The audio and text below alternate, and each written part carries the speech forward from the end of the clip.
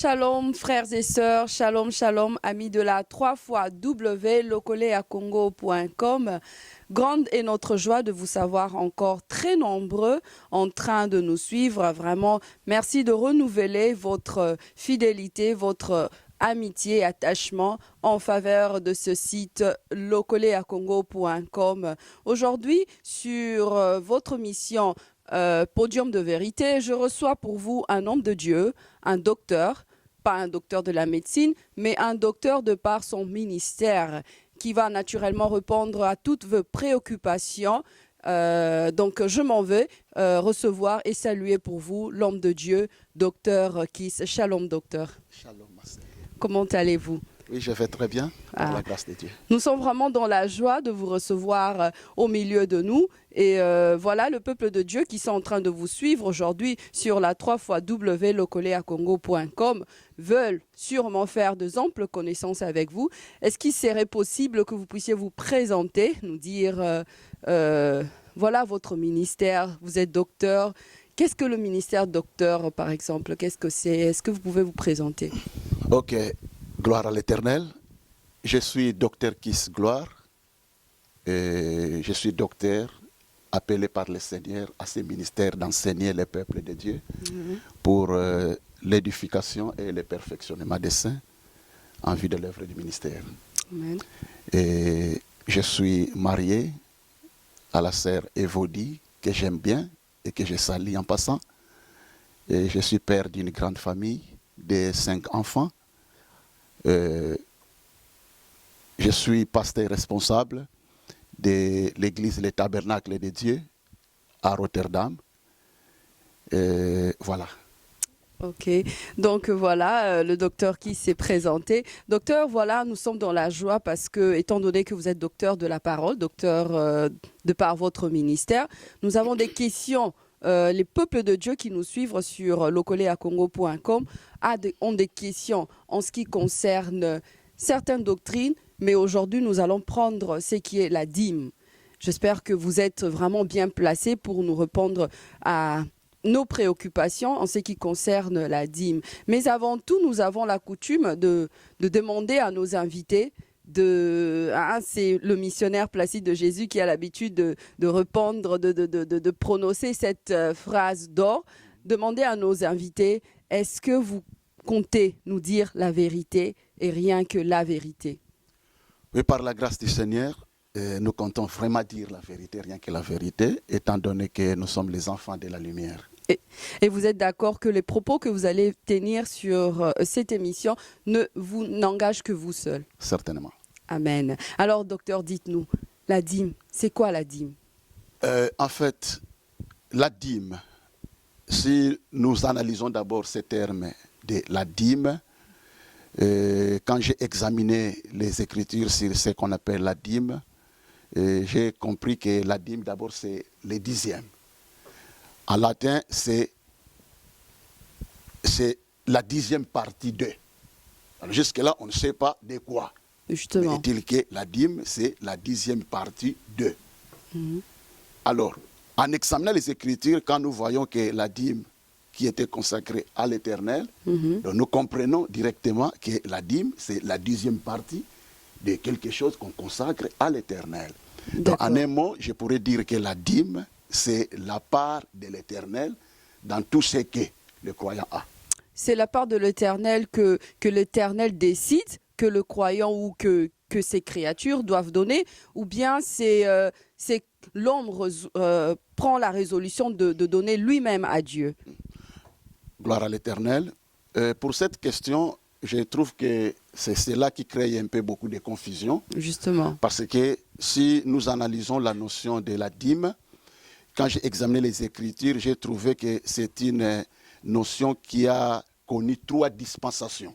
D'accord. Il y a d'abord la dispensation au temps avant la loi de Moïse. Et il y a la dîme au temps de la loi de Moïse. Et il y a aussi la dîme après la loi de Moïse. D'accord. Alors, toutes ces dispensations, dans toutes ces dispensations, on a parlé de la dîme, mais il faudrait maintenant analyser chaque dispensation. Comment cela s'est passé? Ok. Dites-nous, docteur, comment cela se passait? En un mot, je pourrais dire ceci.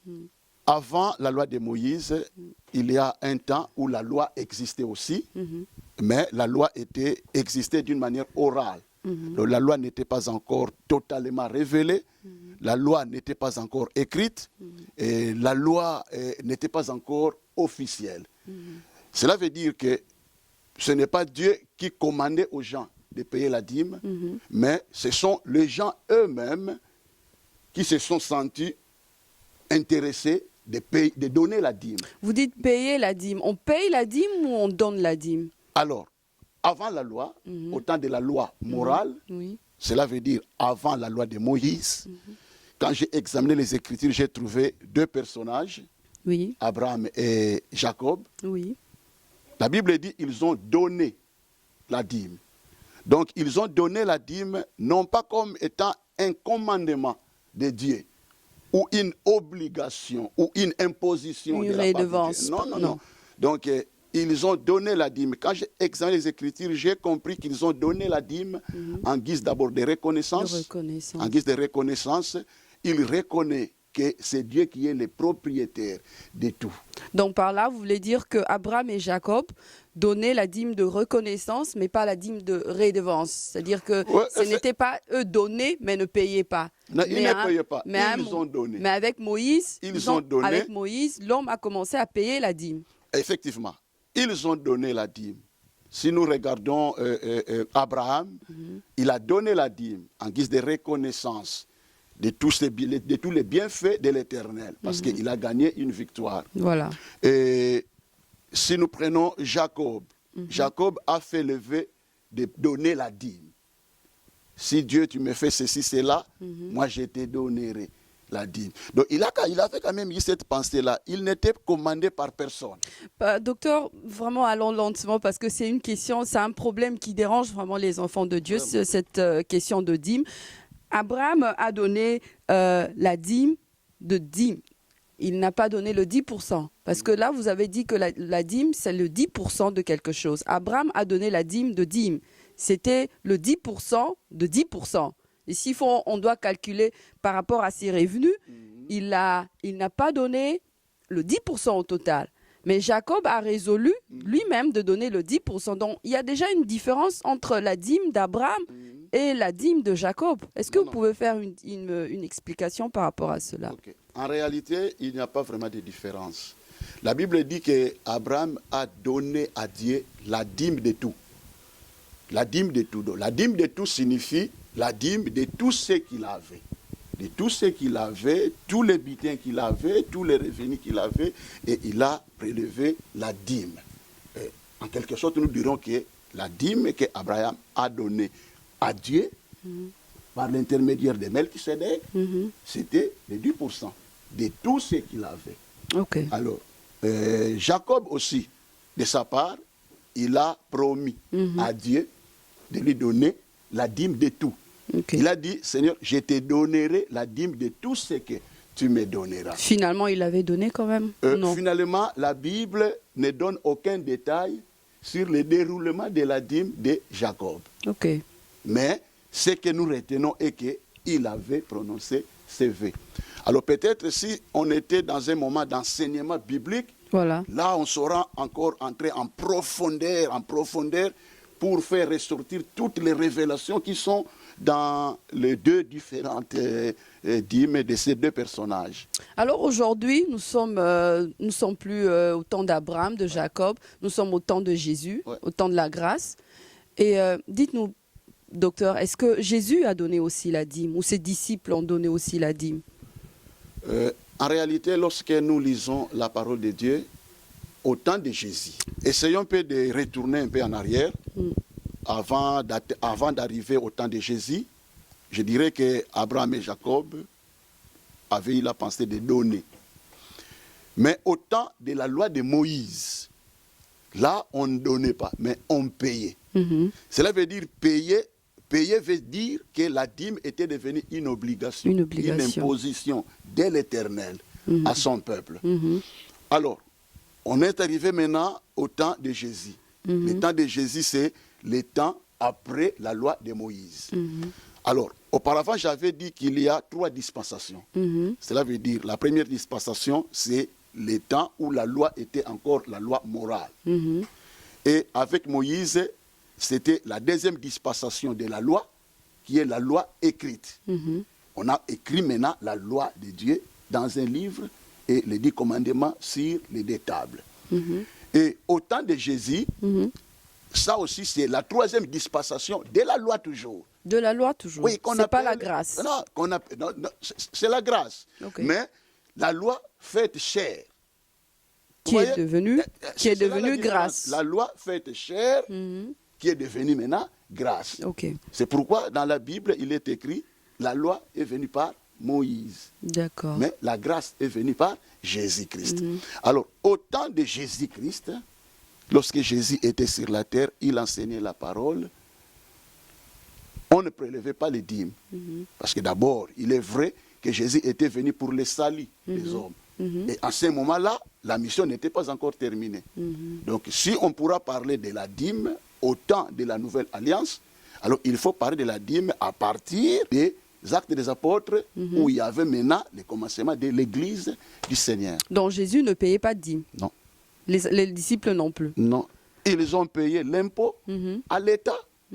Parce qu'à ce moment-là, Israël fonctionnait déjà comme étant un État.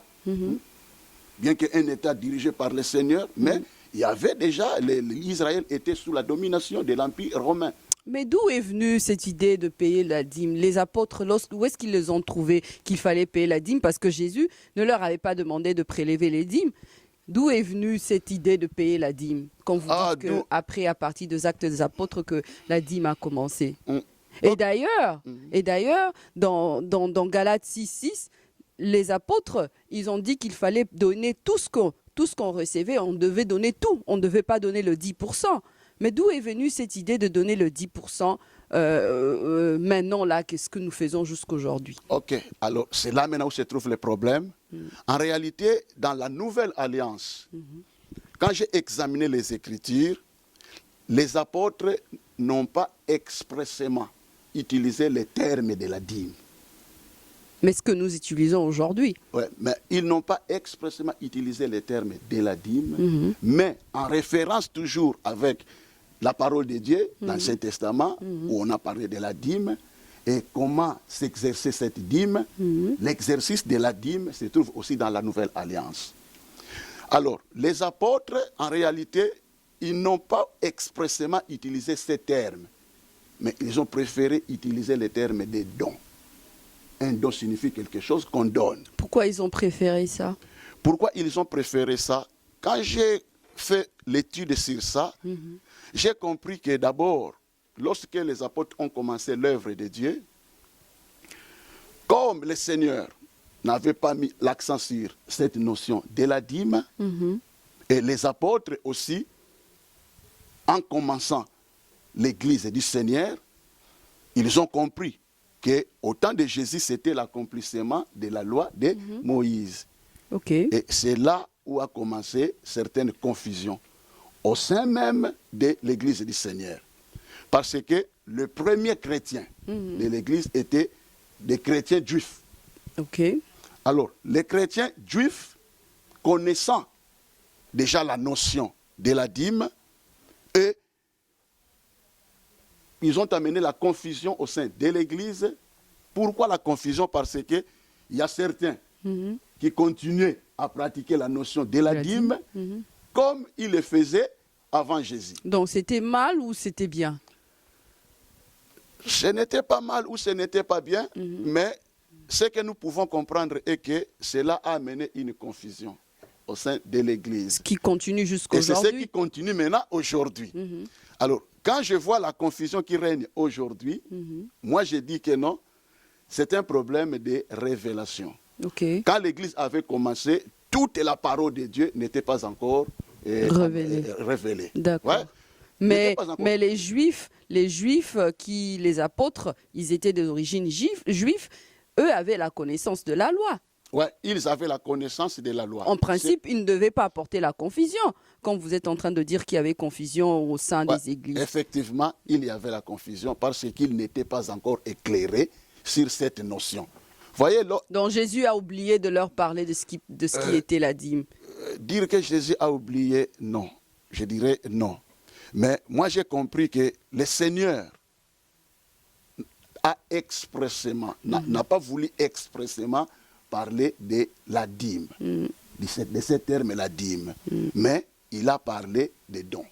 Donc, docteur, Donc, donner signifie donner quelque chose volontairement, avec une liberté. Parce que nous sommes au temps de la grâce. Justement, parce que la grâce est fondée sur la loi de l'amour. Voilà. Ouais. Mais justement, parce que la Bible est en train de dire que donnez selon que vous avez résolu dans votre cœur. Donc, en principe, l'homme ne doit donner que ce qu'il a résolu de son cœur, si pas tout, comme la Bible le dit aussi, faites part de tous vos biens. Donc, mais pourquoi aujourd'hui on doit obliger aux enfants de Dieu de donner leur 10%? C'est là maintenant le terme que moi je n'accepte pas. Ah, vous êtes contre la dîme? Non, non, non. Je suis pour la dîme parce que dans la Nouvelle Alliance, l'apôtre Paul a explicité ces problèmes. Nous y arriverons. L'apôtre Paul... Allez-y parce que nous courons derrière le temps. L'apôtre Paul a explicité ces problèmes. C'est là maintenant la base de l'épître de l'apôtre Paul aux Hébreux. Okay. Ouais, parce que les Hébreux, ce sont des chrétiens juifs. Oui. Alors, qu'est-ce qui s'est passé à ces temps? Il y avait la confusion sur ces problèmes. Parce que certains juifs, certains chrétiens juifs donnaient à Dieu aussi leur dîme, et voire même plus que la dîme. Au temps de la Nouvelle Alliance, le Seigneur n'a pas voulu mettre l'accent sur les pourcentages. Ce qui compte chez le Seigneur, c'est l'acte de donner. Okay. C'est pourquoi, expressément, les apôtres n'ont pas utilisé les termes dîme, mais ils ont utilisé plus les termes de donner. Mais qu'est-ce que... Volontairement, avec liberté. Alors, quelqu'un peut volontairement donner sa dîme. Cela veut dire, il prend ses 10%, il donne, mais volontairement. Pas poussé par personne. Ok. Il peut aussi donner plus que la dîme. Volontairement. Donc là, c'est la pensée du Seigneur au temps de la Nouvelle Alliance. Okay. Alors, la confusion est venue parce que certains pratiquaient cette notion et les autres non. Et c'est là la base de l'épître de Paul aux Hébreux. Quand nous examinons le livre des Hébreux, vous allez trouver qu'à partir de Hébreux chapitre 5 au chapitre 7, l'apôtre Paul s'adresse aux Hébreux et leur parle du Melchizedek. Okay. Donc, il renvoie le peuple de la Nouvelle Alliance, non pas au temps de la loi de Moïse, mais il renvoie le peuple au temps avant même Moïse. Cela veut dire au temps où la loi était encore la loi morale. Et là, maintenant, il a touché justement les cas d'Abraham et Melchizedek. Mais, docteur, aujourd'hui, que doit faire le peuple de Dieu? Parce on insiste même que cette dîme doit être mensuelle. Et si on regarde dans la Bible, même Abraham, même Melchizedek, Melchizedek a reçu d'Abraham une seule fois. Ce n'était pas plusieurs fois. Mais dans nos églises, on nous prêche qu'il faut donner la dîme mensuellement. Pourquoi est-ce qu'il faut le faire? Qu'est-ce qu'il doit faire? Parce que là, selon vos explications aussi, vous avez dit que les termes dîme, en principe, ne devaient pas être employés. Nous devions donner selon que nous voulons. Alors, que faire maintenant aujourd'hui dans nos églises? Que faire aujourd'hui dans nos églises? Je dis que ce que le Seigneur veut, c'est l'acte de donner. Et l'attitude, comment un croyant peut-il donner? Ça, c'est ce qui importe chez le Seigneur, pas les termes. Mais il est vrai que le croyant peut donner ces 10%. Il peut aussi donner plus même. Donc, dans la Nouvelle Alliance... Ou même moins? Même moins. Non, parce qu'aujourd'hui, docteur, excusez-moi de vous couper la parole, nous apprenons, nous insistons que les enfants de Dieu doivent donner, mais vous, en tant que docteur, je ne sais pas, dans votre église, peut-être que vous les faites, mais on n'apprend pas aux enfants de Dieu comment est-ce qu'ils doivent vivre ou comment est-ce qu'ils doivent dépenser leur argent. Alors, une personne peut recevoir 1000 euros par exemple. Il dit, bon, on m'a dit que je dois enlever 100 euros, 10% de mon revenu, donc 100 euros je vais enlever pour donner la dîme.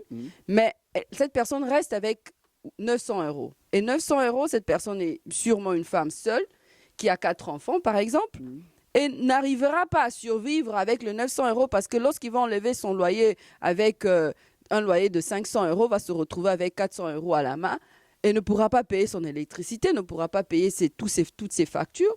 Est-ce que vous apprenez aussi aux enfants de Dieu comment est-ce qu'il faut donner? Ou alors une personne peut résoudre, écoutez, comme moi je reçois 1000 euros, donc je veux ma dîme, ce n'est que 10 euros. En réalité, si nous examinons le cas d'Abraham, la Bible dit ceci, qu'Abraham a donné la dîme de tout. Oui. Quand est-ce qu'il a donné? Lorsque qu'il était béni. D'accord. Melchizedek a béni, a prononcé des paroles de bénédiction à Abraham. Cela nous amène à comprendre que le croyant donne chaque fois qu'il est béni par le Seigneur, en guise de reconnaissance que c'est Dieu qui m'a donné. Que tout ce que j'ai, je le reçois du Seigneur. Donc on donne la dîme en guise de reconnaissance.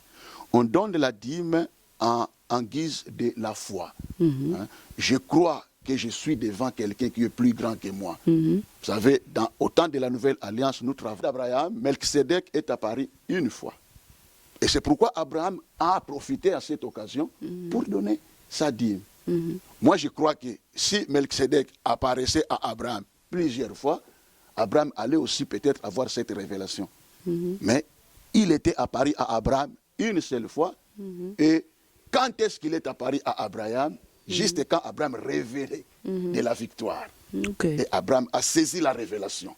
A saisi la révélation que non, je me trouve devant quelqu'un qui est plus grand que moi. Je me trouve devant quelqu'un qui sert aussi le même Dieu que moi. En guise de cette reconnaissance, il a posé cet acte de foi. Alors, au temps de la Nouvelle Alliance, la Bible dit que nous sommes la postérité d'Abraham. D'accord. Si nous sommes la postérité d'Abraham, nous arrivons à comprendre que si notre Père avait donné, nous aussi, nous devons donner. Oui, mais de quelle manière? De quelle manière? De reconnaissance. Nous donnons en guise de l'exercice de notre foi au Seigneur. Nous donnons en guise de notre amour parce que nous sommes fondés sur la loi. La loi existe toujours, mais n'est pas pratiquée comme la loi de Moïse. Donc c'est pour dire que toute la parole de Dieu, c'est la loi de Dieu. C'est pourquoi j'ai parlé des 3 dispensations. Alors, nous sommes au temps de la grâce, et dans la grâce est fondée sur la loi d'amour. La loi d'amour s'appelle la loi de liberté. La loi royale. Raison pour laquelle les croyants donnent avec liberté. Quel que soit le montant, quel que soit les pourcentages, le problème du Seigneur, ce n'est pas les pourcentages, mais c'est de donner. De reconnaître que chaque fois le Seigneur me bénit, moi à mon tour. Donc on n'est pas obligé d'enlever chaque fois les 10% de votre revenu de donner à l'église. On n'est pas obligé. Non. Au temps de la Nouvelle Alliance, je dis clairement que ce n'est pas une obligation. Moi personnellement, en tant que pasteur responsable de l'église aussi, je ne peux pas obliger le peuple de Dieu. Non, là je suis en erreur. D'accord. Donc on ne peut pas obliger, mais on doit enseigner au peuple de Dieu de donner. De donner à Dieu. De donner à Dieu. Alors, pasteur, on nous dit qu'il faut donner le dîme à l'église parce que le dîme revient au pasteur. C'est le dîme qui fait en sorte que le pasteur puisse acheter du carburant, nourrir ses enfants parce qu'il est en train de travailler à temps plein à l'église. Le dîme, c'est pour le salaire du pasteur et s'il faut subvenir aux besoins du temple, il faut faire d'autres caisses de cotisation. Est-ce que vous pouvez nous donner une explication par rapport à ce point? D'habitude, la parole de Dieu souligne plus les dîmes et les offrandes. Oui. Et la dîme, je dis que c'est la part de Dieu dans tout ce que le croyant a. Ce n'est pas la part du pasteur. Non, c'est la part de Dieu dans tout ce que le croyant a. Et la part du pasteur alors? J'arriverai. Et l'offrande qu'on donne à Dieu, l'offrande c'est quoi? L'offrande c'est la part du croyant qu'il accepte de donner à Dieu. C'est sa part qu'il donne à Dieu. Tandis que la dîme c'est la part de Dieu dans tout ce que le croyant a. Alors, lorsqu'on donne nos dîmes à Dieu, Dieu n'est pas le Dieu du pasteur seulement. Dans l'église, il y a des serviteurs de Dieu. C'est pourquoi si nous revenons en arrière pour voir aussi, avant Jésus, comment se faisait la pratique de la dîme, nous comprenons que la dîme, c'est, en un mot, c'est pour les serviteurs de Dieu. Ce n'est pas pour les pasteurs. La dîme, c'est pour les serviteurs de Dieu. Ceux qui servent au temple, ceux qui servent à l'autel.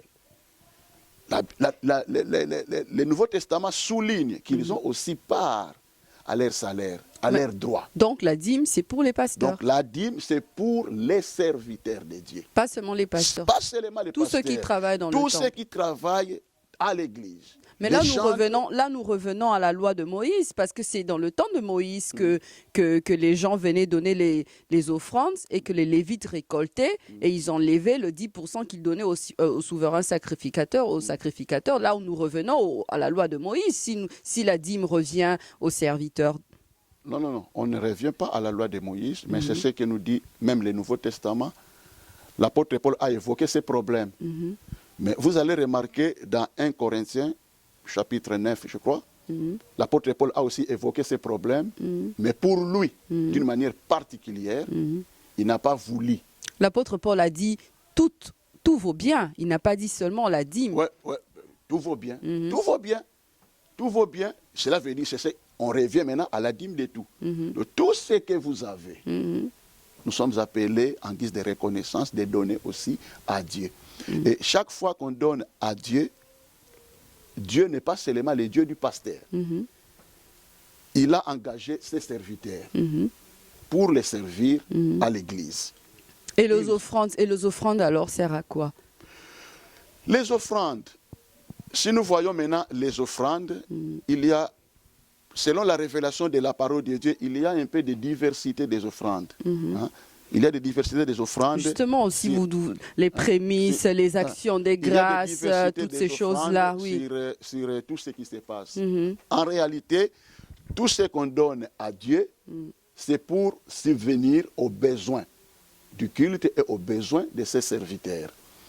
Et c'est pourquoi j'ai dit auparavant que la nouvelle alliance n'a pas expressément utilisé le terme dîme. Mais en réalité, l'exercice de la dîme, la pratique de cette notion existe aussi dans la nouvelle alliance. Mais si nous revenons un peu en arrière, au temps de la loi de Moïse, il y avait 3 destinations pour la dîme.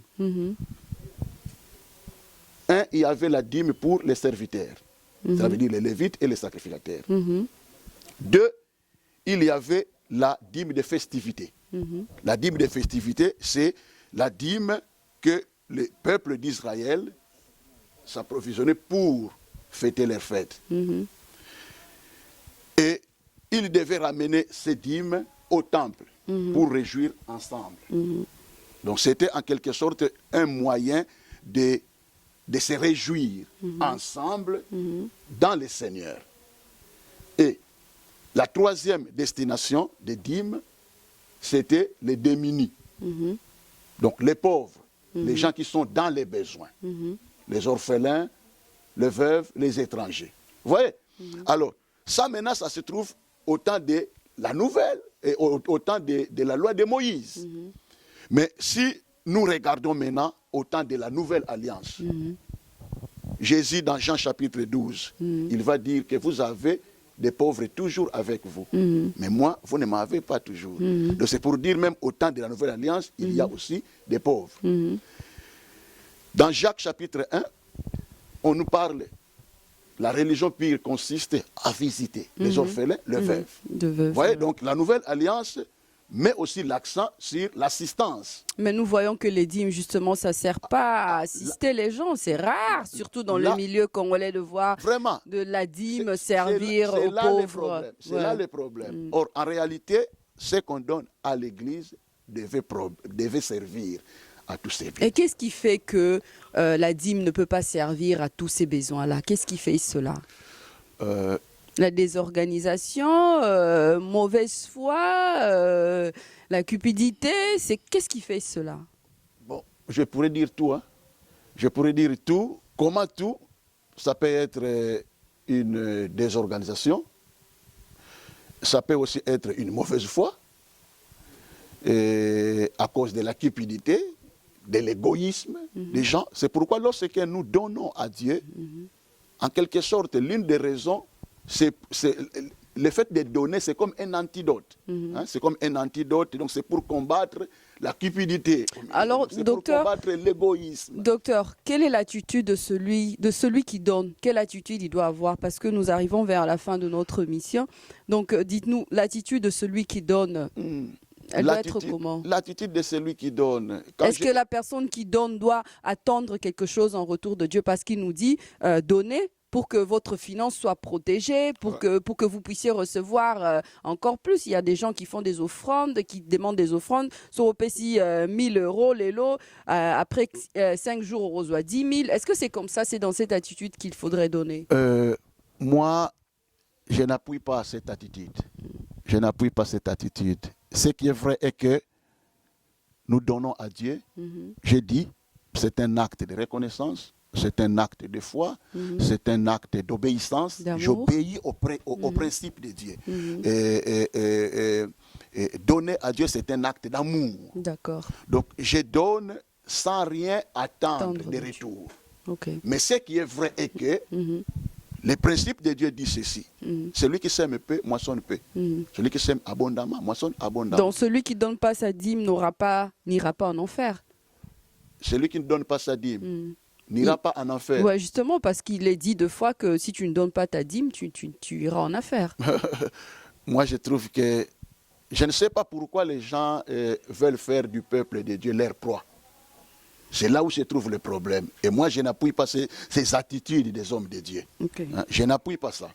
Parce que la loi de la grâce, c'est une loi de liberté et non pas une loi d'obligation. Alors si on commence à faire de la dîme une obligation au peuple de Dieu, là maintenant, nous revenons au temps de la loi de Moïse. Pasteur, docteur, nous sommes vraiment à la fin de notre mission. Nous voulons vraiment conclure. Le temps nous fait défaut. Et une dernière question pour que vous puissiez passer à votre mot de la fin. Est-ce que les hommes de Dieu donnent aussi leur dîme, les sacrificateurs? Au temps de la nouvelle alliance. Voilà. Au temps de la nouvelle vous donnez votre dîme. Au temps de la nouvelle alliance, la parole de Dieu nous révèle qu'en tant que peuple de Dieu, la postérité d'Abraham, nous sommes appelés à donner. À qui? À donner nos dîmes. À qui vous donnez vos dîmes? Quand nous parlons de donner les dîmes, on donne les dîmes où? À Dieu. Où? Et Dieu se manifeste où? Dans son assemblée. Donc quand nous venons à l'assemblée, nous venons à l'église, on apporte nos dîmes. Vous donnez votre dîme, vous mettez votre argent dans le panier. Moi, en tant que pasteur, responsable de l'église, je donne aussi ma dîme. À l'église? À l'église. Pas à votre père spirituel? Non, non, non. En réalité, qu'est-ce qu'on peut donner au père spirituel? Là, maintenant, c'est une organisation. Chaque église peut s'organiser à sa manière. Mais conformément à la pensée biblique, il y a la dîme et il y a la dîme des dîmes. D'accord. Alors, la dîme, c'est pour tous les serviteurs de Dieu. Et la dîme des dîmes était donnée aux souverains sacrificateurs, aux sacrificateurs. D'accord. Alors, la différence au temps de la nouvelle alliance, c'est quoi?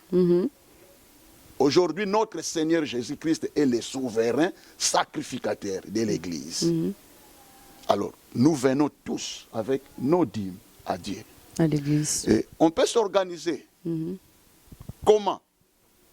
Chaque Église est représentée par un ange. Ok. Est représentée par un ange. L'ange de l'Église. D'accord. C'est lui qui a la vision de l'Église. C'est lui que le Seigneur a choisi. Un ange avec les ailes. Non, non, non. L'ange de l'Église, c'est le responsable de l'Église. Ah, le responsable numéro 1 de l'Assemblée locale. Alors, on peut s'organiser conformément à la pensée biblique, telle que nous, qu'est-ce que nous faisons d'habitude? Quand nous venons avec nos dîmes. En réalité, la dîme, ce n'est pas pour les pasteurs seulement. C'est pour tous les serviteurs de Dieu. C'est pourquoi vous allez remarquer même au temps de la loi, la dîme, c'était pour les Lévites. Aujourd'hui, au temps de la Nouvelle Alliance, nous sommes les Lévites spirituels. En tout cas, c'est avec ces mots-là que j'aimerais vraiment vous arrêter, docteur. Je suis très ravie et je suis sûre que vous aussi, amis de la 3xW, locoleacongo.com, vous êtes vraiment très ravis de suivre le docteur Kiss Gloire. Mais le docteur Kiss est venu avec un ouvrage qu'il va nous présenter bientôt. Un ouvrage qu'il a écrit justement là où il a détaillé toutes les questions en ce qui concerne la loi et les dîmes. Sans plus tarder, docteur, je veux présenter à ceux qui sont en train de vous suivre l'ouvrage que vous avez emmené justement pour sur tout ce qui est la réflexion sur la loi. Alors, vous avez là l'ouvrage du docteur Kiss et en bas, il y a les numéros qui sont en train de s'afficher. Si vous voulez contacter le docteur Kiss, vous n'avez qu'à appeler sur ce numéro ou l'écrire sur son email et voilà. Il pourra vous répondre sur toutes les questions en ce qui concerne la loi. En tout cas, nous sommes obligés justement d'arrêter l'émission. Je suis sûre que nous vous avons tiré le verre du nez et ce qui vous donne justement l'occasion de rester fidèle à la 3xW, locoleacongo.com, parce que le docteur Kiss reviendra, c'est ça? Oui, effectivement, nous reviendrons. Voilà. Peut-être pour parler encore en profondeur. Justement. Là, nous sommes dans une émission. Voilà. Et je crois prochainement, si le Seigneur nous donnera le temps, on pourra parler même 1 heure du temps. Voilà. Et parler en profondeur de ces choses, parce que c'est très important. Merci beaucoup, docteur. Votre mot de la fin? Le mot de la fin, ma prière est que le Seigneur bénisse ce site, parce qu'il est vrai que c'est la toute première fois que je passe aux médias. Gloire à Dieu. Et d'habitude, je n'aime pas. Je n'aime pas quand je vois ce qui se passe avec les Africains, avec les Congolais. Et je suis un homme qui n'aime pas de polémiques. Voilà. C'est pourquoi je n'aime pas passer dans des émissions. Mais actuellement, je me suis dit, mais comme il y a trop de confusion, voilà. En tant qu'enseignant de la parole, en tant que docteur, Dieu voilà. me dit, alors il faut se lever pour enseigner mon peuple. Sinon, je rendrai compte au Seigneur. C'est pourquoi je me suis dit, alors c'est le moment, je vais me lever. D'accord. Mais je vais me lever où? Voilà. Aller en France. Il y a les gens qui m'appelaient en France. Il y a les gens qui m'appelaient à Londres. Mais le Seigneur n'a pas permis. Le Seigneur n'a pas permis. Mais quand j'ai écouté qu'il y a maintenant Lokole à Congo, à Rotterdam, Lokole Yokani, je me suis dit que non, ça, c'est venu pour nous. Amen. Donc, Lokole est venu pour nous. Alors, au lieu de se déplacer, payer les billets, aller en France, aller à Londres, Dieu nous a fait grâce. Amen. C'est pourquoi Lokole est là. Amen. Et puisque Lokole est là, je me suis dit, alors c'est le moment pour nous de nous lever et d'éclaircir le peuple de Dieu sur certains problèmes. Merci beaucoup en tout cas, docteur. Nous sommes éclaircis. Je vous rappelle, docteur Kiss est docteur de par son ministère, il a son église ici à Rotterdam. Carlos Kalouza nous a tenu compagnie avec la caméra. Je n'oublie pas le missionnaire, le visionnaire Placide de Jésus qui n'était pas avec moi aujourd'hui. Et merci à toutes les personnes qui étaient là sur le plateau en train de nous suivre. Merci à Maman Evodi Kiss, la femme de Dr Kiss. Et merci vraiment à vous de renouveler votre amitié, de renouveler votre fidélité à la 3xW, locoleacongo.com. Je vous fixe un rendez-vous pour la prochaine fois, mais avec des bonnes choses pour vous bénir. Docteur, un petit au revoir à tous ceux qui vous ont suivi. Et Mwambote na tabernacle. Napesi mbote vraiment na foyer nanga, na famille nanga. Napesi mbote na bana nyonso ya tabernacle. Et napesi mbote na peuple de Dieu mokili mobimba o balandi biso. C'est vrai tozalaki na émission tozala na temps okota na profondeur ya ba makambo yango te. Mais nous sommes là, l'église se trouve à Rotterdam. Et sokoza na posa ya koleka oleki pona enseignement et soza na posa ya ko se procurer na syllabus au bengi. On va s'organiser comment vous atteindre. Et na pesimbote na basali nyonso ya Lokole. Et je suis ravi d'être à côté de ma sœur pour répondre à toutes vos questions. Merci beaucoup, le plaisir a été partagé en tout cas. Amen. Ok, allez. À la prochaine, que Dieu vous bénisse. Shalom, shalom, shalom. Bye bye. Merci beaucoup, Topambo l'ami. Vraiment, c'était vraiment un plaisir vraiment d'être avec vous. Et voilà. Donc, nous avons Vraiment. Que le Seigneur soit béni. Revanche. Ok, que le Seigneur soit béni. Ok, nous allons que ma profondeur il y a bien de ceux qui tentent ça et ça ça va. Que l'Éternel vous bénisse. Ok, que l'Éternel vous bénisse aussi. Merci beaucoup. Voilà, maman, tu as une photo bénie, elle a fait la photo.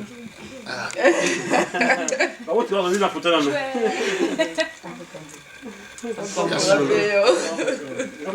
Oui, c'est la maman. Papa, vite demain.